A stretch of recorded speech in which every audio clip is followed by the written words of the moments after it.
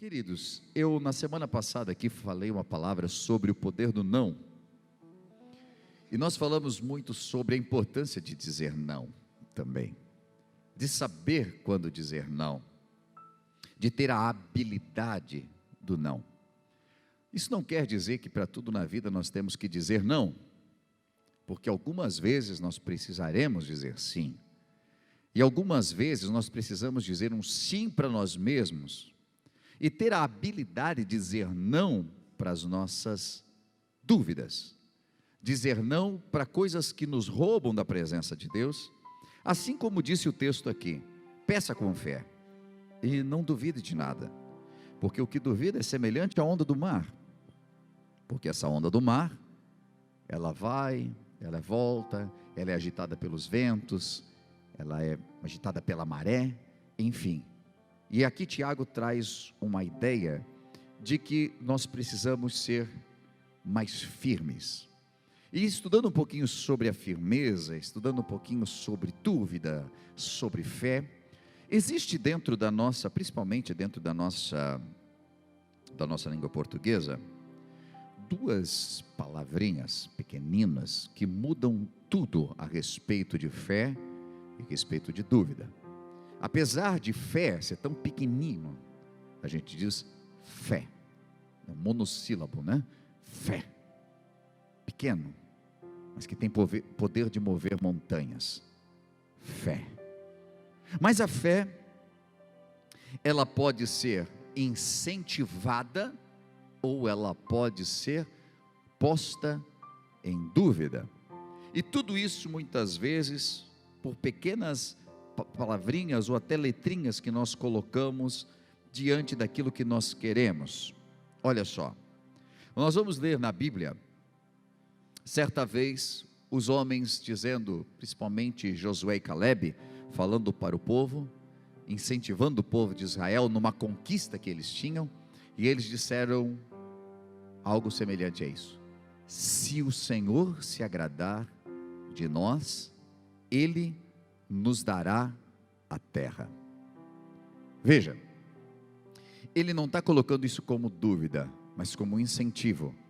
Se o Senhor se agradar, ou seja, o caminho é agradar a Ele, porque se você o agradar, Ele vai te entregar. Esse se não está numa composição de dúvida, mas sim de incentivo. Ele também diz na palavra: se ouvires a voz do Senhor teu Deus, é uma condição, é uma condicional. Se você puder ouvir a voz do Senhor, então você vai ter uma direção para a vida. Se obedeceres a sua voz e cumprires os seus mandamentos, mais uma vez ele está colocando uma condicional, para recebermos a bênção de Deus, para recebermos o milagre da parte de Deus, para que as coisas realmente mudem na nossa vida.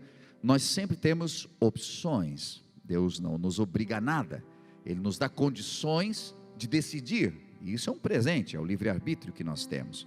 Ele pode ser um tiro no pé? Sim, depende das minhas decisões, mas por isso Ele diz: se você obedecer, se você escolher bem, se ouvires a voz do Senhor teu Deus, se o Senhor se agradar de nós, depende muito daquilo que eu farei, depende do quanto eu acreditar, depende do quanto eu desejar algo, depende do quanto eu estiver disposto a lutar por, porque às vezes nós só estamos dispostos a receber, mas não a lutar. E inclusive dentro desse texto que eu ora li para você aqui, quando eles dizem: se o Senhor se agradar de nós, é porque tinha gigantes na terra, mas Deus tinha dito: a terra é de vocês, e eu vou entregar a terra. Mas agora eles chegam e eles avistam gigantes naquela terra, e eles ficam com medo, e eles esquecem o que Deus havia dito. Deus disse: a terra é de vocês, eu vos entregarei a terra. Dessa forma, se Deus nos deu a terra é nossa, e os gigantes que estão ali, estão ocupando algo que é nosso, e eles já estão fadados a fracassar.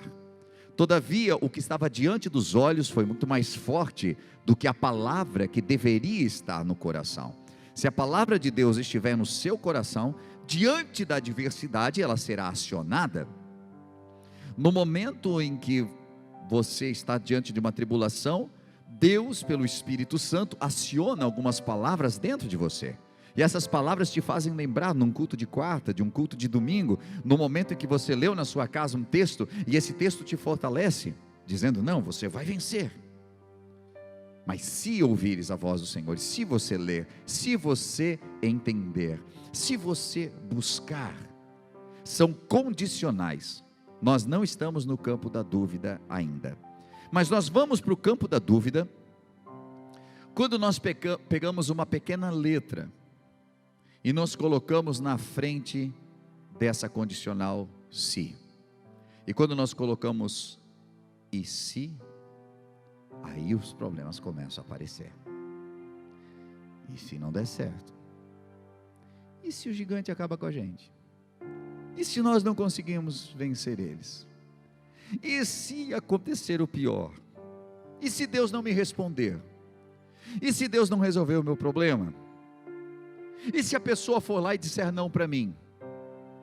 E se eu vou pedir e eles vão me negar?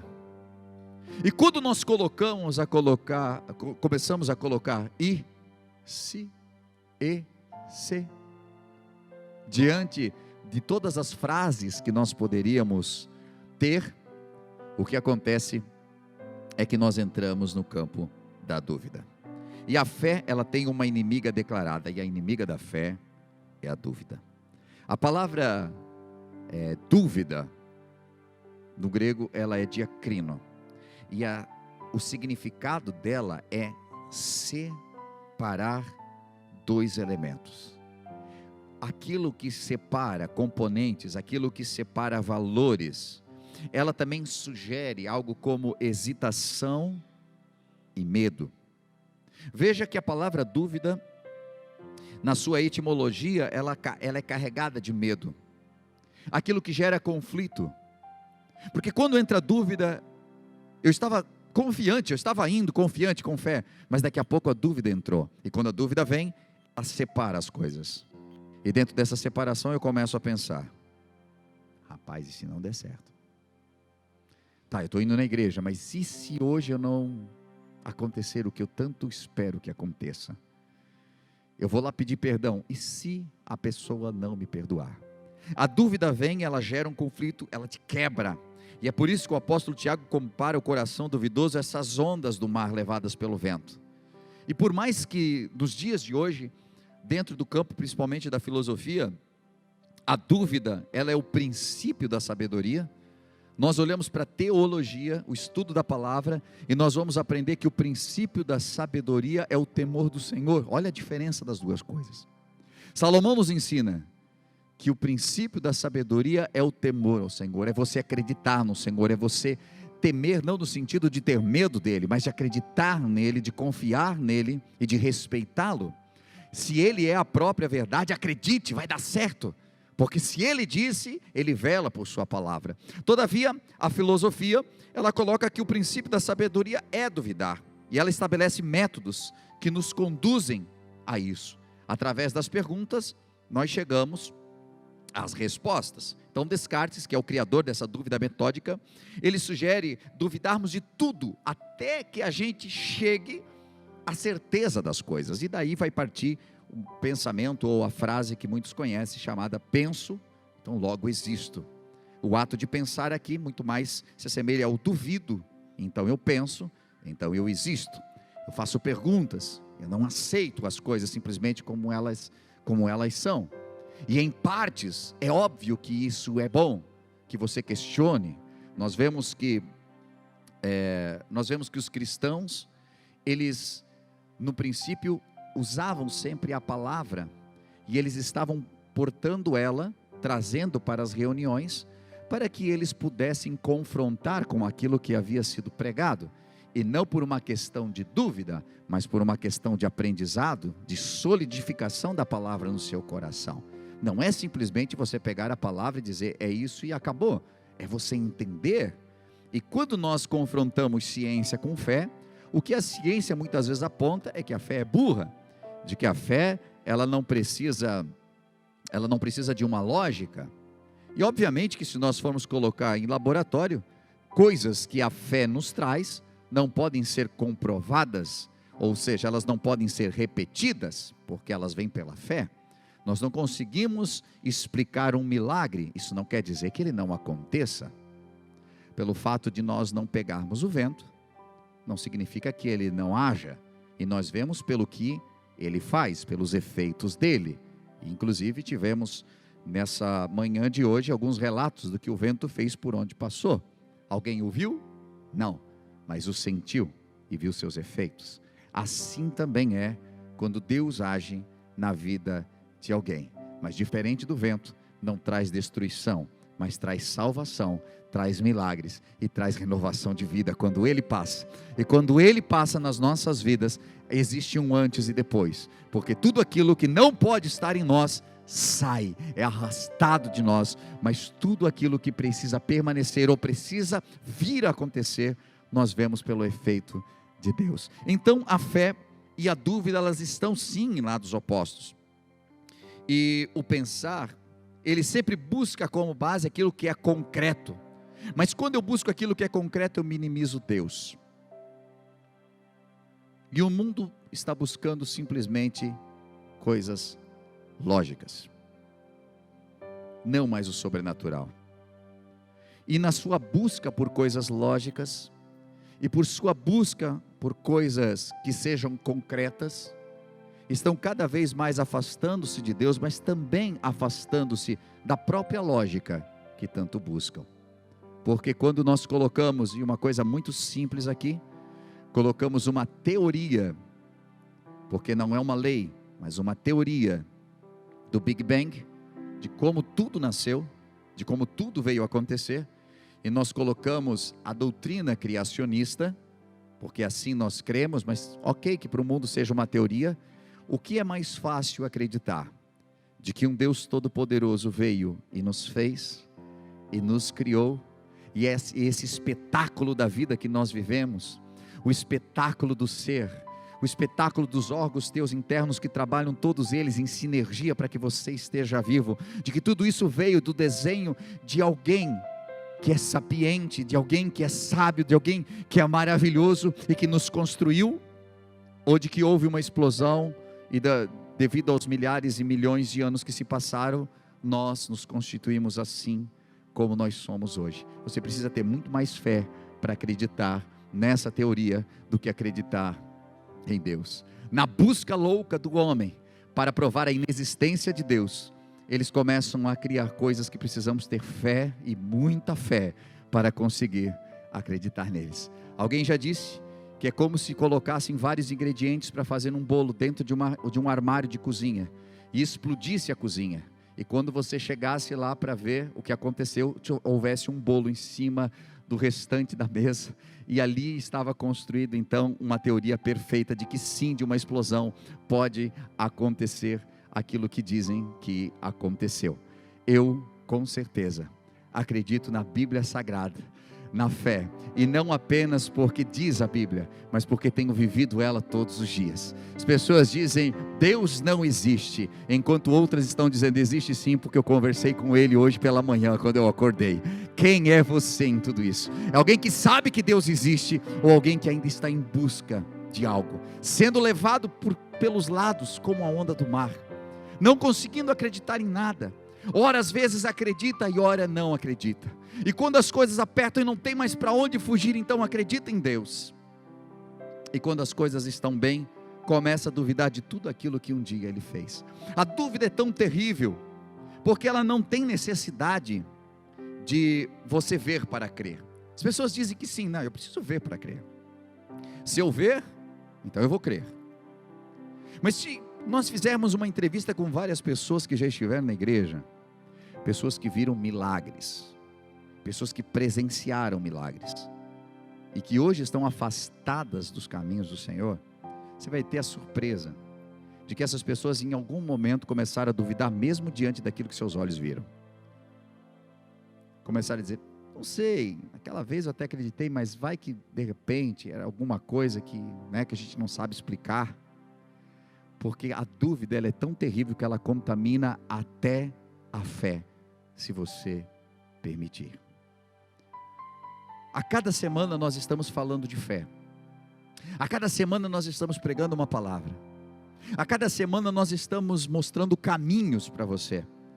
Porque a igreja, ela não está aqui para pegar, envelopar você e enviar para o céu. Ela está aqui para te mostrar o caminho. E é por isso que a nossa visão de igreja é ser um caminho para o caminho que é Jesus Cristo. Nós apenas somos um caminho. Mas é você que precisa decidir. É você que precisa aceitar a Cristo, é você que precisa andar em fé, é você que precisa romper em fé, é você que precisa não mais acreditar na voz contrária, em tudo aquilo que tenta tirar você do caminho. E a loucura da pregação do Evangelho é essa, de que nós cremos, mesmo que não estejamos vendo. E existe um texto muito forte, que ilustra bem isso, que está no Evangelho de Mateus, no capítulo 14, e ali nos fala que certa vez, diante de um barco que estava açoitado pelos ventos, pelo mar bravio, Pedro e seus amigos, ou seja, os discípulos, estavam pensando: a gente vai morrer, acabou para a gente, não tem mais jeito. E eu gosto de pensar que muitas coisas que a Bíblia registra são coisas que nós vivemos nos dias de hoje. Quando o pastor Edinho estava ministrando aqui sobre o navegar, de você estar no barco e já não vejo mais o cais, só Deus e eu agora, eu me lembrei desse texto. Tem vezes que a gente está assim, a gente quer acreditar, mas é tão real esse vento, o vento que bateu na tua casa, os problemas que afligiram você, as coisas que costumeiramente acontecem e roubam o teu centro. E assim estava Pedro e os outros discípulos. Mas a Bíblia diz que então Jesus sai de onde ele está, e ele vem caminhando sobre as águas para encontrar aquele barco. É aquele momento em que talvez você veio ao culto e durante as canções você sente como se Jesus estivesse se aproximando de você, que há uma esperança. E Jesus então está vindo, e ali o texto vai dizer que os discípulos temem. Obviamente a gente não pode nem falar deles, né? Quem é que pode dizer aqui: meu, os caras duvidaram? Gente, nós estamos prontos para morrer, daqui a pouco alguém vem andando por cima das águas. Alguém já viu alguém andar por cima das águas? Não. Eles pensaram: é um fantasma, é o anjo da morte que vai nos levar, para nós acabou, já morremos, nem percebemos. Eles estavam assustados. E é interessante que Jesus diz: sou eu. Sou eu. E nisso, Pedro, que era o mais afoito, diz: se é tu mesmo, diga para que eu vá até você. Às vezes, quando eu leio o texto, eu fico pensando que Pedro não esperava que Jesus dissesse: vem. Se é tu mesmo, diz aí para eu ir. Então vem. E agora? Eu não vou nada. Eu disse: não, tu disse que tu ia, agora tu vai. Os outros dizem: não, agora tu vai. Não, cara, tá louco? É que eu vou. Ou talvez por ser tão sanguíneo, quando Jesus disse vem, ele já saiu. Porque tem gente que é assim, né? É o sanguíneo. Falou, ele já está fazendo. Daqui a pouco, o texto vai dizer aqui no versículo 30 e 31, mas sentindo o vento forte, ele teve medo. E começando a ir a fundo, clamou dizendo: Senhor, me salva. E logo Jesus estendeu a mão, segurou e disse: homem de pouca fé, por que duvidaste? Ele começou a andar sobre as águas. Sabe aquele momento, se é tu mesmo, lembra que eu falei? Se, ele colocou uma condição: se for você, me chama que eu vou. Jesus, se é tu mesmo que está falando aqui nessa noite, eu tomo posse. Jesus, se for tu, e a gente coloca se. E a gente não espera que Jesus diga vem.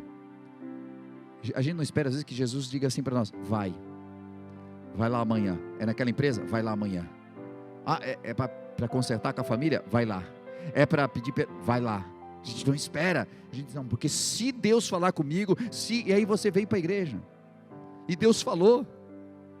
Não, porque se o pastor hoje falar tal coisa assim, ó, da minha vida, ou eu me firmo, nunca mais sair da igreja. Aí Deus fala. Quantas pessoas que fizeram um propósito, não, mas que se Deus responder isso aqui, eu nunca mais me afasto. Se afastaram. Se Deus me responder, olha, aquele dinheiro lá está perdido, mas se vier, eu quero dar uma oferta boa para ajudar lá na construção, lá naquilo lá, nos ar-condicionados, nisso que aquilo. Aí Deus responde, e aí a pessoa fica, ela coloca uma condição, mas segundo, logo depois da condição, vem, e se Deus responde? Se é tu mesmo que eu vá, vem. Aí ele está andando, daqui a pouco, rapaz, e se eu afundo aqui? Tu percebeu que uma letra e se eu afundo? E se for um fantasma que me enganou? E se não for Jesus? Mas eu estou sentindo aqui. Por isso que eu falei para você, eu não te disse que mesmo às vezes quando a gente vê a coisa acontecendo, nós duvidamos mesmo assim? A fé ela não está pautada em você ver o milagre. Por que é maior milagre do que esse? Teve um monte de gente aqui que já tentou sair correndo na praia e tentar andar sobre as águas, né? Alguém já tentou fazer isso? Dá uns 3 passos e afunda, 2 passos e afunda, ou em cima da piscina. Quem já conheceu esse texto já tentou fazer isso? Talvez só eu tentei. Mas tu já pensou se tu andava aqui, ó, e tu sentia embaixo dos teus pés a água se tornando como chão? Aí tu pensa, pastor, não duvidava nunca. Pedro. E por que ele duvidou? Aí o texto vai dizer aqui para nós, sentiu o vento forte, teve medo. Ele estava olhando para Jesus, sentiu que dava para ir, tirou os pés do barco, tudo certo, está andando, mas o vento não parou. E aqui eu quero que você preste muita atenção. Só porque Jesus chamou você, só porque o milagre está acontecendo, só porque as águas se tornaram como chão embaixo do teu pé, só porque você está caminhando sobre as águas, não significa que o vento vai deixar de soprar, não significa que o problema acabou, não significa que ainda não terá tempestade. E esse é o problema, porque às vezes nós queremos que Jesus fale uma palavra e tudo se bonança. Tem vezes que nós lemos na Bíblia que Jesus estava dormindo no barco, e o pessoal apavorado que ia morrer, chamaram Jesus, ele levanta, acalma-te vento, aquieta-te mar, e tudo se fez bonança. Não aconteceu assim? Mas é por isso que eu estou dizendo que não dá para a gente pegar o milagre e colocar no laboratório, porque nem sempre acontece da mesma forma. Porque dessa vez Jesus estava vindo, mas o vento não parou de soprar. E às vezes nós estamos vivendo um momento desse, e nós viemos à casa de Deus, nós viemos à igreja, nós ouvimos uma palavra, e nós sentimos que alguma coisa começou a mudar na nossa vida. A gente sente que o casamento melhorou, a gente sente que as coisas estão funcionando, que os negócios estão indo para frente, mas o vento continua soprando, ainda continua com os problemas acontecendo, ainda não parou, porque você não chegou em Jesus ainda, porque ele não entrou no barco ainda, você está num caminho, e pelo vento que ainda sopra, às vezes nós tiramos os olhos que estavam conectados em Jesus, e começamos a olhar para aquilo que ainda não aconteceu na nossa vida. Pare e pense se isso não acontece. Quando é que a gente mais desanima? É quando a gente tira os olhos do milagre que a gente já tem e começa a olhar para tudo aquilo que a gente ainda não tem. Pastor, está melhorzinho, mas não é aquela coisa toda não. É quando tu não tinha nada, e agora já tem. Antes essa treva não queria nem saber de igreja, agora está vindo contigo. Mas sabe, né?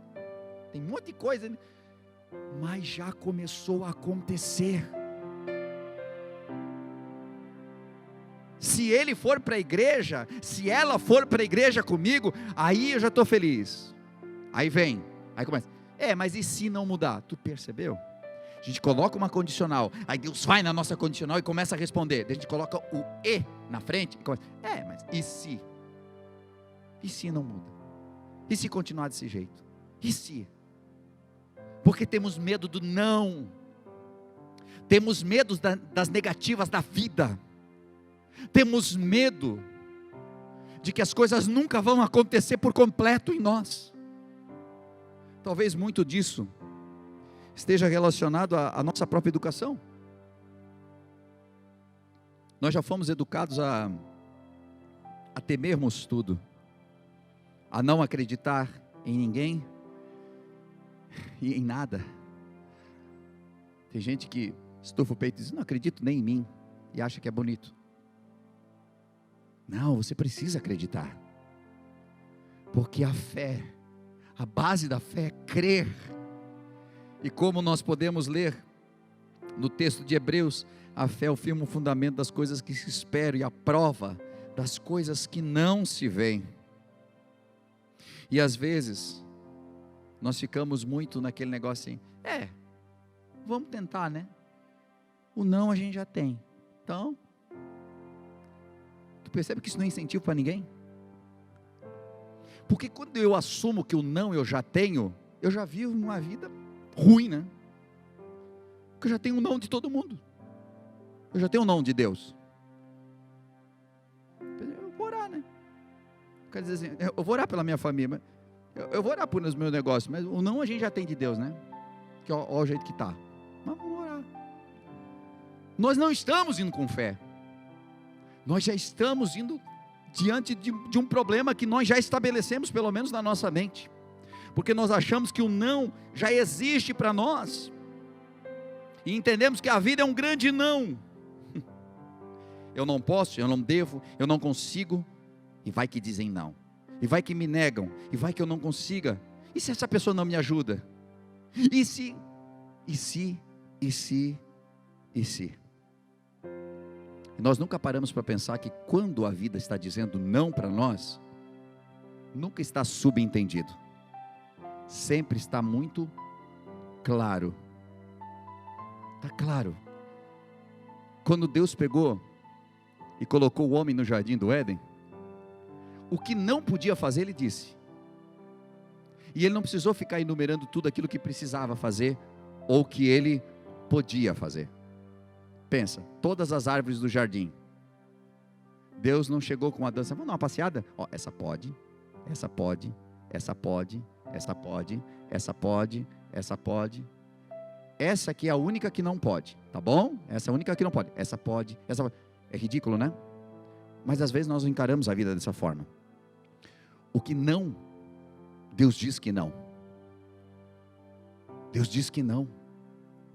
Ele não precisou dizer sim para todas as outras, porque Adão já recebeu o sim de Deus. Ele entrou nessa terra recebendo um sim grande de Deus. E um pequenino não, porque só isso aqui é meu, mas o resto é todo seu. Aquilo que você não pode, Deus vai dizer que você não pode. A lei diz que você não pode, está escrito que você não pode. Então pare de pensar que você já tem um não. Você tem um grande sim de Deus dizendo você pode, você conquista sim, eu estou contigo. Deus está dizendo que você pode, então pare de acreditar que você não pode chegar. Quando você sai na rua, aonde você não pode estacionar, tem uma placa dizendo que você não pode. E se não tiver placa, pastor, coloca o carro. Não tem placa. Não tem uma faixa amarela, não tem uma sinalização dizendo que não. E na vida, nós sempre estamos esperando que alguma coisa, não posso acreditar. Mas é sério? É para mim? Não, não deve ser para mim. Porque imagina eu só tenho não. Por isso nós não recebemos os milagres. Por isso nós não andamos rompendo em fé. Por isso que nós não alcançamos. Porque nós não conseguimos entender os sinais dizendo, vem. Vai, avança, toma posse, chega junto. Nós não conseguimos mais ver isso. Deus disse assim, vai, a terra é de vocês. Deus não precisou dizer assim, gente, mas é o seguinte, tem gigante, tá? Tem gigante. Às vezes a gente espera que tenha toda essa descrição do negócio. Ele só falou assim, vai, toma posse que a terra é de vocês. É o que basta. Mandaram 12 espias. 10 disseram, não, nós vamos morrer. Nós vamos morrer, não vamos morrer, não vamos morrer. Porque tem... Eu pensei que a terra estava vazia, era só chegar pegando. Ah, tem gigante na terra. 2 homens entenderam o sinal. O que ele disse? Que a terra era nossa? Se ele se agradar de nós, ele nos vai entregar a terra. Sabe que palavra que eu tenho para você hoje? Que se Deus se agradar de você, nada te será impossível. Se Deus se agradar de você, você vai alcançar sim. Se Deus se agradar de você, você vai conquistar a terra. Se Deus se agradar de você, você vai conquistar a tua casa, você vai conquistar a tua família, o teu trabalho, você vai avançar, vai funcionar os teus sonhos. Ele só precisa se agradar de você. Não existe um e se com Deus, existe apenas se você fizer, se você acreditar. Apenas isso, é uma condicional, porque Ele nem para você ser abençoado Ele te obriga. Não adianta você pensar assim, não, eu vou na igreja hoje, né, pensando que Deus vai te empurrar para o lado da bênção. Não. Se você quiser, e se você quiser, existe uma porta aberta para você entrar. Se você quiser, então continua caminhando sobre as águas. Pastor, mas o vento não parou. Ele não disse que o vento ia parar, ele só disse, vem para mim, vem na minha direção. Jesus está chamando você nessa noite, e é para você acreditar, é para você vir. Não quer dizer que o vento vai parar, não quer dizer que os problemas vão acabar, não quer dizer que tudo vai funcionar de uma hora para outra, não. Ainda vai ter vento acontecendo, mas os teus pés estarão firmes, caminhando na direção de Cristo. Se você acredita, aplauda bem forte Jesus. Aleluia. Você deve ter ouvido uma mensagem top nesse momento. Acabou de vê-la, falou muito com a tua vida, e quem sabe passou no teu coração, uau, eu quero muito conhecer esse lugar, eu quero muito contribuir com essa obra. E nesse momento você pode fazer isso. Estou passando aqui para dizer de que há várias formas de nós contribuirmos na obra do Senhor. Às vezes com nossos talentos, os nossos dons, mas também com a nossa contribuição. Sabe que cada vez que você contribui, seja com teus dízimos ou tuas ofertas, você promove para que o reino de Deus se expanda. Para que trabalhos como esse possam chegar a milhares de pessoas, hoje via internet, ou mesmo dentro do ambiente onde nós estamos, aqui na cidade, onde nós temos a The Way Church. Hoje, pelas formas que você vê aí na sua tela, você pode contribuir. Seja o seu Pix, transferências, depósitos. O mais importante é que esteja ligado ao seu coração. Nós vemos na Bíblia Sagrada que haviam pessoas que contribuíam com seus dízimos, outras com suas ofertas. Os dízimos muitas vezes ligados a algo que, para mim, fica mais fácil de planejar. 10% daquilo que eu ganho, eu invisto no reino de Deus. Mas outras pessoas do Novo Testamento já não se atinham mais a dízimos. Algumas delas vendiam tudo que tinham e entregavam. Outras dividiam o que tinham. E dessa forma elas sabiam de que parte dos seus ganhos poderia alcançar a muitos. Então, da maneira como você sentir em seu coração, seja por oferta, seja por dízimos, mas que você possa fazer com todo o seu coração essa contribuição.